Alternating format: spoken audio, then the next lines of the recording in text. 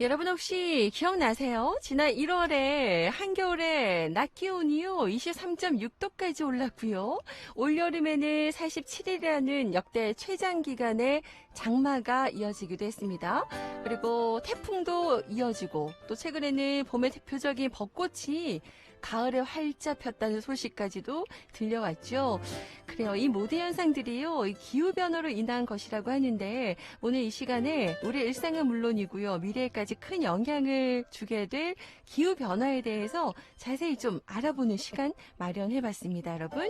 자, 오늘 도움 말씀 주시기 위해서 아시아 기후변화 교육센터 김병무 사무국장과 함께합니다. 어서오세요. 예, 안녕하세요. 네, 반갑습니다. 반갑습니다. 네, 우리 사무국장님께서 들어오시면서 너무 긴장돼요 라고 하셨는데 네, 예, 많은 분들이 또 관심 있는 분야이기도 하고요. 네, 오늘 좀 자세한 이야기 또 궁금한 것들 좀 풀어주셨으면 좋겠습니다. 예, 자, 여러분도 오늘 전문가 나오셨으니까 기후 관련돼서 또 궁금하거나 하고 싶은 이야기 있으시면 문의 주시기 바랍니다.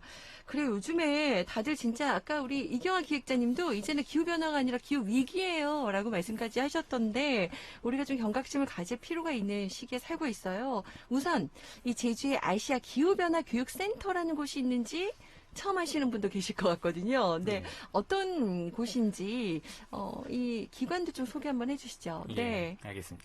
혹시 그 전에 먼저 네. 기후변화가 혹시 언제부터 이슈화가 됐는지 아십니까?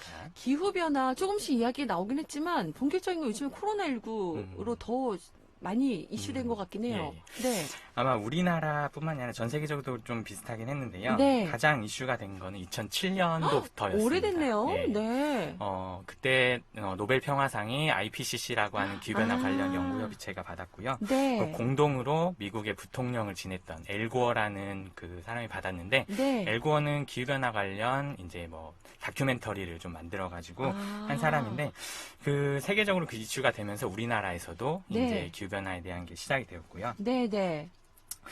이에 따라서 이제 환경부가 제주도를 기후변화 대응 시범도로 조성을 했습니다. 네. 그래가지고 그 시범도 사업 중에 시범 사업 중에 하나로 아시아 기후변화 교육센터를 만들자라는 게 들어갔고요. 네, 그렇게 네. 해서 저희는 이제 교육을 좀 주로 하는 거고요. 네. 아까 이전에 나오셨던 이경아 선생님이 네. 저희 센터에서 강사로 아, 활동하고 계십니다. 지금요? 예, 예. 아, 그래가지고 그러신 예, 거군요. 네. 그렇게 교육 위주로 저희는 네. 진행을 하고 있습니다. 아, 그래요. 교육 위주로 우리 제주에 어떻게 보면은 아이들에게도 하고 또 어른에게도 하고 다방면에서 교육들이 이루어질 텐데 자세한 얘기는 잠시 후에 조금 더 풀어주시기 바라고요.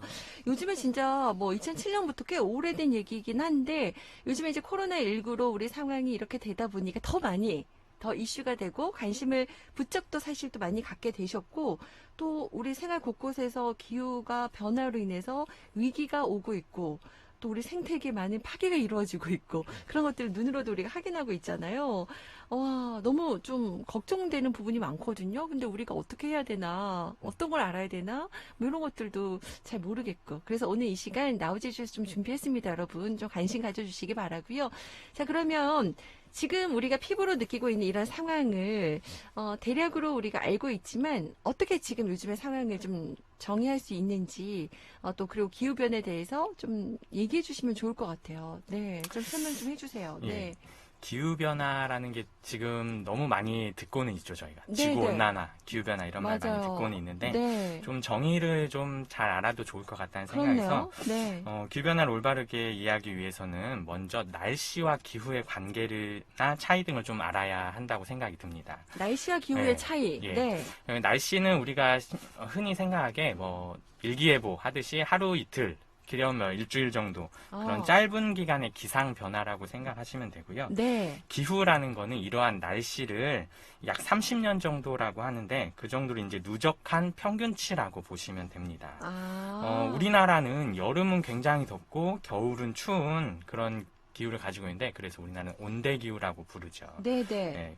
그런데 이렇게 따라서 이런 기후변화라고 하면 정확한 개념은 이런 장기간에 걸친 날씨의 평균치가 변화했다라는 아, 이렇게 개념을 정의하면 좋을 것 같아요. 그래요. 맞아요. 우리도 예전에 저도 학창 시절에 우리나라는 뭐 사계절이 뚜렷한 온대기후 뭐 이런 거 배웠었는데 요즘에는 사계절이 뚜렷한가? 네, 우리가 느껴지죠, 피부로. 네. 네, 뭐, 가을 더 짧아지고, 또 여름도, 겨울도 좀 기온 이상하다, 이런 생각들 하는데, 그게 이제 30년간 누적된 평균치의 변화가 생기는 거군요. 예. 그래서, 네, 기후 변화. 날씨는 우리 기상캐스터 날씨 요정도 계신데, 그날그날의 그런 날씨를 예보해드리는 걸 날씨다. 이렇게 생각하시면 될 것 같습니다.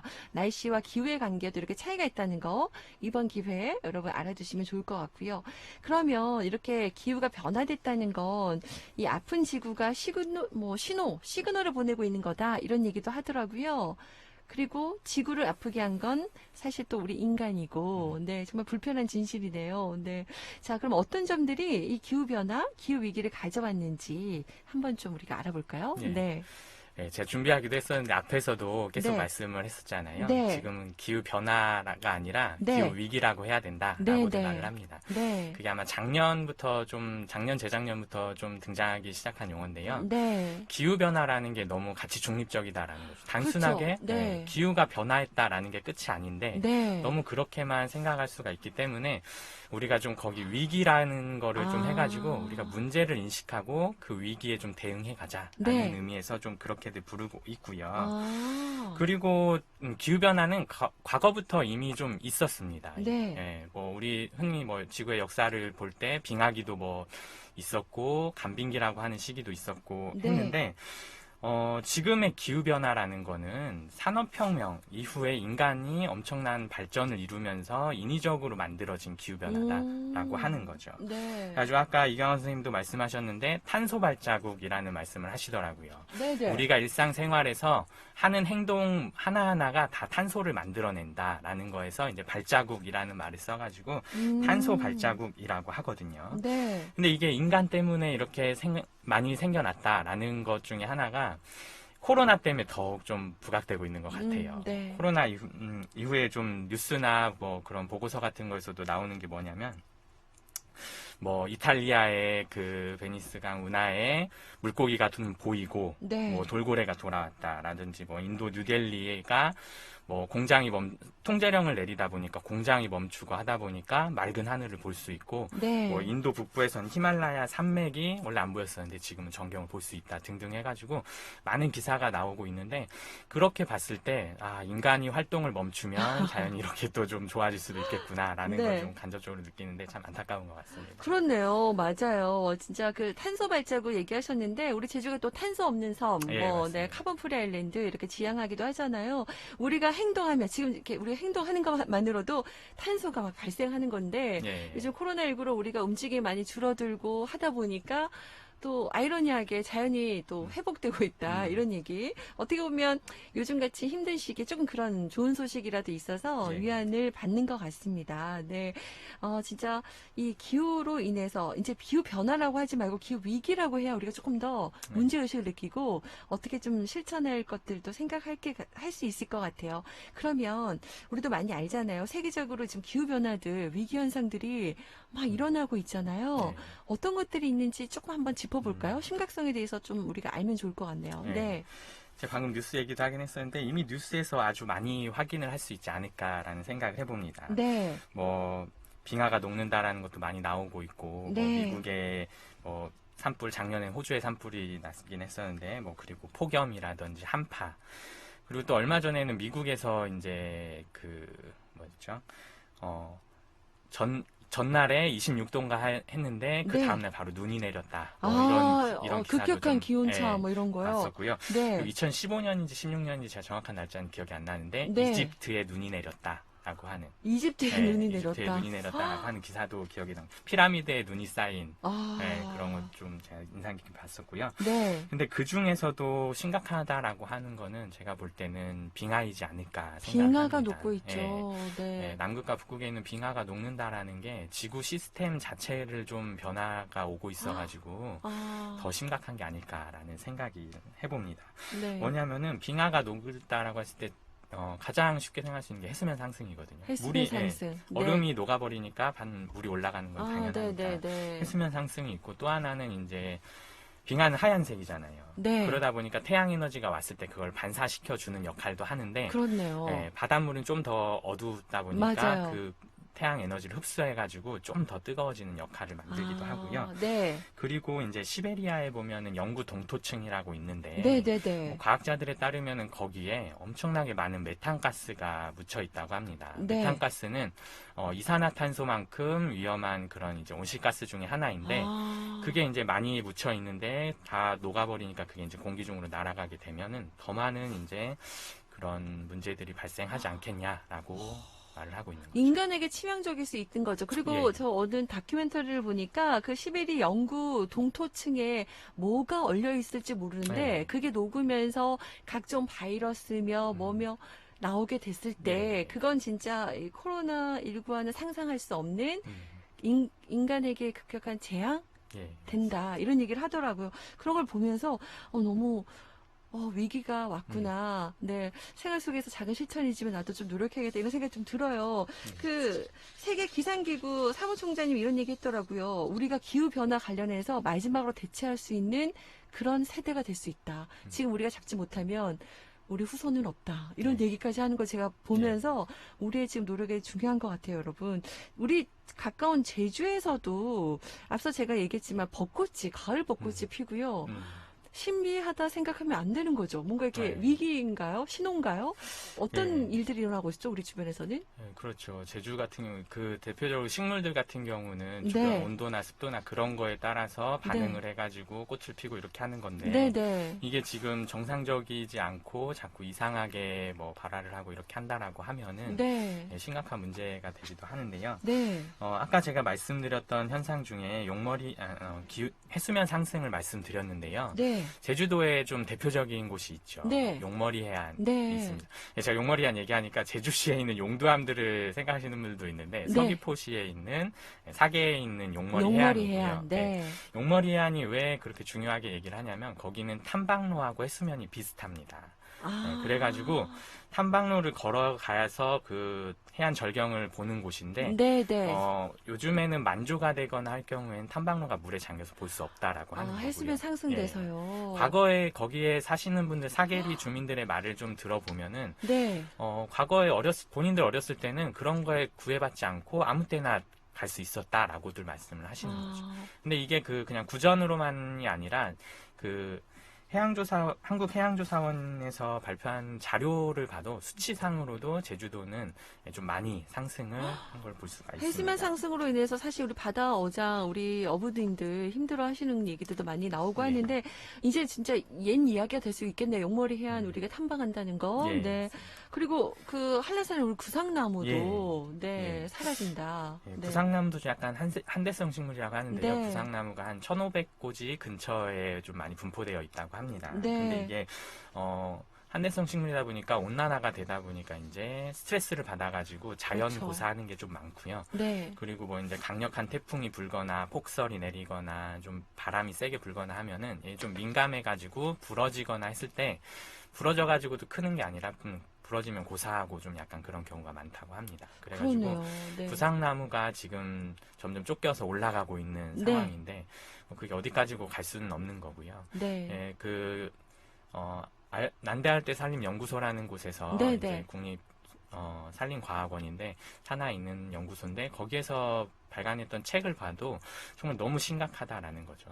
2009년에 찍었던 사진과 2016년에 찍었던 사진인데 완전 하얗게 변한 그런 곳이었죠. 한라산 등반하시는 분들이 또 종종 사진 찍어서 얘기해 주시기도 하던데, 지난번에 우리 더 생태관광의 고재령 대표님께서도 네. 이제 우리 제주 한라산에서 구상나무가 사라지면 전 지구상에서 이 크리스마스 트리 네. 구상나무를 볼 네, 수 없게 맞습니다. 된다라는 얘기에 더 확 와닿더라고요.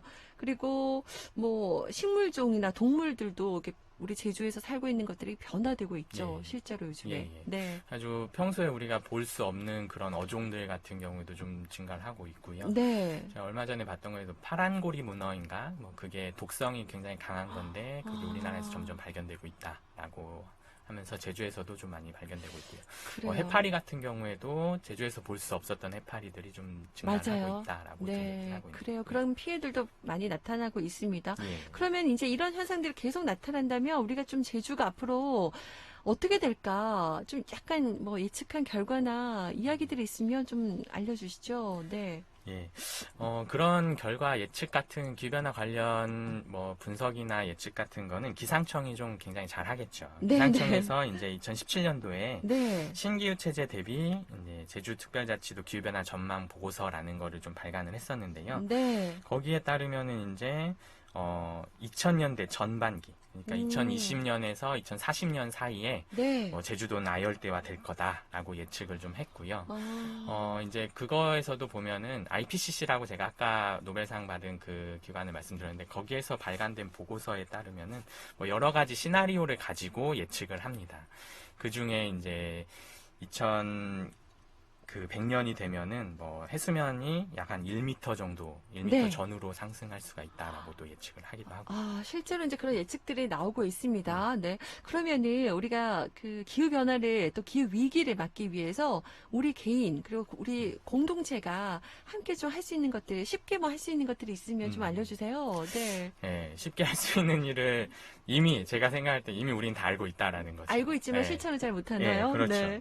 전기와 뭐 에너지를 아껴 아, 쓰고 네. 쓰레기 잘 버리고 네. 물 절약하고 음식은 필요한 만큼만 적당히 조리하고 섭취하고 우리가 일반적으로 생각하는 도덕적인 행동은 다 포함이 되는 겁니다. 근데 예, 여기서 핵심은 이제 실질적인 행동인 거죠. 행동하는 양심을 보여주세요. 예. 앞서서 우리가 지구별 약수터도 얘기했었는데 플라스틱을 줄이고 네, 그런 행동들도 우리의 도움이 될 것 같고요. 네, 조금 그러니까 우리 살면서 좀 불편하면 되겠네요. 예, 조금. 맞습니다. 네. 예, 단적으로 하나 좀 예를 들어드리면 제가 여기 센터에 온 게 2011년도에 왔거든요. 네. 그때 당시에 이제 뭐 행사할 때 기념품을 좀 했는데 부채를 했었어요. 부채. 네, 부채. 그때 2010년대 초반까지만 해도 부채를 좀 들고 다니는 사람들이 있었던 거죠. 그래서 저희는 부채를 했었는데 지금은 부채를 할 수가 없죠. 왜냐면 사람들이 부채를 들고 다니지 않기 때문에. 네네. 손선풍기도 네. 있고, 예, 아니면 뭐 에어컨으로 온도 조절하면 되니까라는 네. 생각들을 갖는데 그래요. 그게 좀 안타까운 것 같아요. 냉매 같은 것도 되게 지구 많이 네, 파괴된다고 하더라고요. 그럼 하나 쓸 때도 우리 편리해진 우리 현대인의 삶들이 어떻게 보면 우리 자연에게는 또 우리 환경에게 또 오히려 우리에게 나중에 독이 되어서 돌아온다는 거 기억하시면 좋겠습니다. 자, 아시아 기후변화 교육센터에서 그래서 이 관련해서요 그런 그 행사들 또 프로그램들이 많이 있거든요. 오늘 좀 뭐 얘기해 주세요. 예, 예. 네. 저희 센터에서, 원래 저희 센터는 교육만 좀 주로 하는 곳이었는데, 이게 네. 코로나 시대에 비대면 프로그램을 좀 했으면 좋겠다라고 해가지고, 네. UCC 공모전을 좀 하고 있습니다. 기후위기 관련해서? 예, 일반적인 네. UCC긴 하는데, 네. 주제를 생활 속 기후위기 대응 실천으로 좀 잡았고요. 네. 그 내용은 생활 속에서 기후위기 대응 실천을 하기 위해서 전달할 수 있는 내용을 좀 했는데요. 우리 동네 기후위기 현상을 홍보하고 뭐 경각심을 고취시키는 거, 그리고 뭐 코로나 시대에 잊혀져가는 친환경 행동, 네. 그리고 유용한 친환경 실천 행동이지만 잘 알려져 있지 않은, 나만 알고 있는 거. 그리고 뭐 작고 손쉬운 실천이지만 효과적인 친환경 행동. 그리고 또 이거는 게으름으로 인해서 좋은 행동인데 내가 할 수 없는 것들. 네. 그런 것들을 소개할 수 있는 그런 아이디어 등으로 하는 거고요. 작품 형식은 이제 뭐 저희가 따로 두진 않았고요. 자유 형식이고 뭐 광고, 애니메이션, 웹툰, 포스터 등으로 좀 했습니다. 그래요. 아이들과 함께 이번 기회에 한번 UCC 공모전에 도전해 주시면 좋을 것 같습니다. 예. 이미 지금 시작을 하고 있고 11월 5일까지거든요. 기간이 좀 기니까 한번 생각해 주셨다가 요즘에 애들 그 촬영도 많이 하더라고요. 한번 도전해 보시죠. 자, 그리고 또 공지하실 게 또 있으시면서요. 네. 저희 센터에서 또 이제 워크숍을 하나 좀 하는데요. 워크숍이요? 네, 11월 13일입니다. 네. 13일 금요일인데요. 네. 네, 저희가 이제 교육센터다 보니까 코로나 이후에 이제 환경교육이 어떻게 해야 될 거냐라는 그런 방향 설정 관련해가지고 좀 할 건데, 네. 좀 유명하신 분들도 많이 나오셔가지고, 저희랑 같이 하실 거라서, 아. 환경에 좀 관심이 많으신 분들은 들으시면 좋을 것 같고요. 이게 저희가 실시간 생중계로만 하기 때문에, 저희 아시아 기후변화 교육센터 유튜브 채널에 들어오시면은 네네. 보실 수가 있습니다. 현장 직접 가시지는 못하시고, 네. 너튜브 통해서 11월 13일, 예, 몇 1시 시? 30분부터 1시 30분부터. 5시 30분까지 합니다. 네네. 관심 있는 분들은 꼭, 네, 생중계 함께 봐주세요, 워크숍. 네. 자, 시간이 너무 짧아요. 마지막으로, 우리, 사무국장님, 한 말씀 좀 정리해 주시고 하고 싶은 말씀 해 주시죠. 네. 제가 엊그제 얼마 전에 기상청에서 UCC 공모전 하는데 심사위원으로 갔었는데, 한 친구가 발표가 끝나고 나서 내가 이렇게 UCC를 만들었는데 이후에 난 어떻게 해야 될지를 모르겠다라는 그런 얘기를 했었는데, 제가 네. 그래가지고 거기에 해준 답이 이거긴 했었어요. 네. 저희 센터가 환경부에서 운영하는 국가 자격증 사회환경교육 지도사라는 게 있거든요. 네. 거기에 그걸 양성을 하는데, 이 과정 중에 생태생활이라고 하는 과목이 있습니다. 네, 근데 이게 무슨 과목이냐면, 어떤 삶이 생태생활인가에 대한 고민과 생태생활을 해야 한다라는 취지로 만들어진 과목이긴 하는데요. 과연 어떤 게 생태생활인가라고 했을 때, 폐기물 배출 제로, 에너지 사용 제로, 전기 사용 제로, 이런 걸 해야 돼라고 하면은 이게 생태 생활인가라고 했을 때는 아닐 수도 있다라는 거죠. 네. 그래가지고 우리가 행동 하나하나에 좀 선택을 하고 환경적인 걸 고민을 해가지고 선택을 하면 좋지 않겠느냐 라는 생각을 해봤습니다. 그래요. 지금 누리고 있는 거 우리 후손에게도 넘겨줘야죠, 우리가. 예. 네, 함께 지속 가능한 생태 생활할 수 있도록 노력해야겠습니다. 네. 자, 오늘 기후 위기와 관련해서 김병무 사무국장과 함께 자세한 이야기 나눠봤습니다. 고맙습니다. 예, 감사합니다.